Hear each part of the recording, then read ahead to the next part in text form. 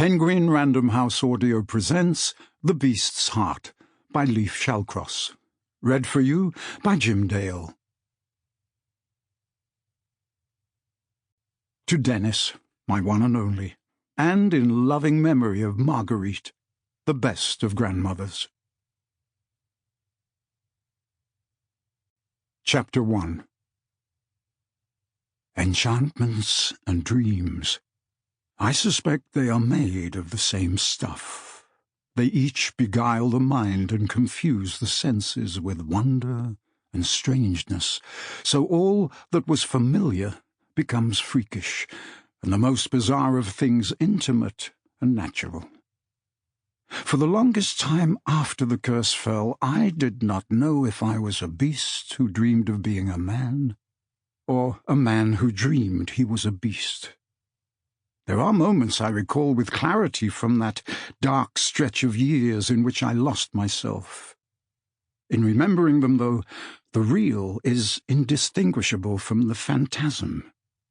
My initial flight in abject terror from my home is as sharp and shapeless as a shard of glass.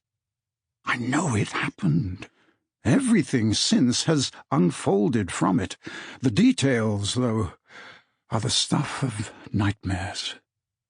I have tried to string my memories together to make some sense of those years, but living under such an enchantment is akin to being trapped in the grip of a restless slumber, fighting toward wakefulness and finding only dreams locked within dreams.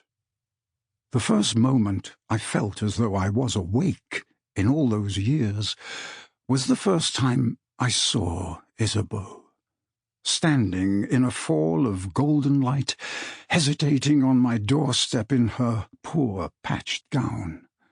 The sun flooded in, spilling across the flagstones and lighting up the very air around her. It was too bright for me. Her radiance dazzled my sleep-blighted eyes, and I crept away to hide. Everything before that has faded into shadow or taken on the livid shimmer of a half-remembered delusion.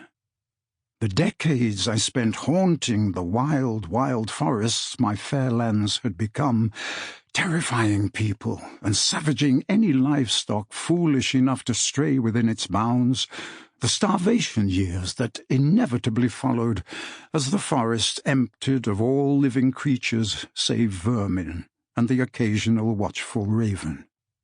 The shatteringly lonely term of my imprisonment in the home I eventually returned to when my misery finally crushed my rage, and I remembered what I once had been.